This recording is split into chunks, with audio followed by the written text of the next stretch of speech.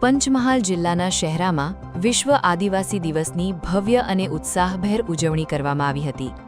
આદિવાસી સમાજની સંસ્કૃતિ, પરંપરા અને અસ્મિતાને ઉજાગર કરતી આ ઉજવણીમાં મોટી સંખ્યામાં સમાજના આગેવાનો, યુવાનો અને યુવતીઓ જોડાયા હતા। શહેરાના અણીવાદ ચોકડી નજીક આવેલા કેશવ ગ્રાઉન્ડ ખાતે વિશેષ કાર્યક્રમનું આયોજન કરવામાં આવ્યું હતું। કાર્યક્રમ દરમિયાન ઉપસ્થિત આદિવાસી સમાજના લોકોએ આદિવાસી સંસ્કૃતિ અને પરંપરાનું જતન કરવાની સાથે ખોટા સર્ટિફિકેટના આધારે નોકરી કરતા લોકોને દૂર કરવાની દિશામાં સંકલ્પ લીધો હતો। કાર્યક્રમ બાદ કેશવ ગ્રાઉન્ડથી ડીજીના તાલે ભવ્ય આદિવાસી રેલી યોજાઈ હતી। રેલી દરમિયાન આદિવાસી સમાજને લગતા ગીતો સાથે યુવાનો અને યુવતીઓ પરંપરાગત આદિવાસી નૃત્ય કરતા અને ઉત્સાહભેર ઉજવણી કરતા જોવા મળ્યા હતા।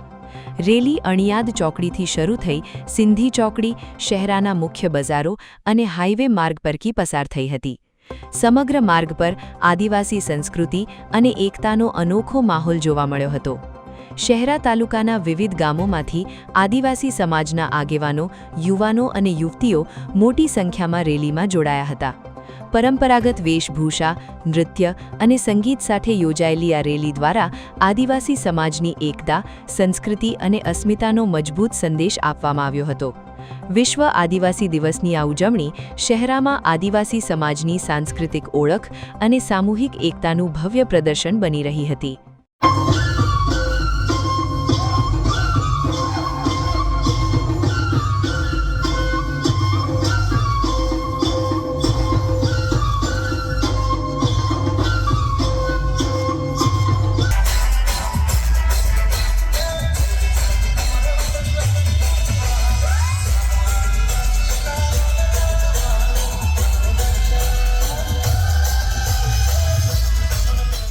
આજે શહેરા તાલુકા 9 ઓગસ્ટ વિશ્વ આદિવાસી દિવસ ઉજવવા માટે ખાસ કરીને છેલ્લા કેટલાક સમયથી એકજૂટ ઓછા લોકો સમજદારીને લીધે શહેરામાં જોડાતા શહેરા રેલીમાં અભાવ હતો।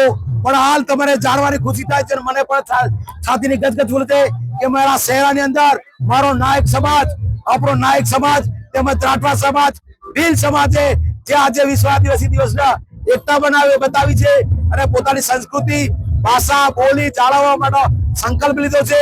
તેમજ ખોટા સર્ટિફિકેટો પર જે લોકો નોકરી કરે છે એને પણ દૂર કરવા માટે એક સંકલ્પ લીધો છે।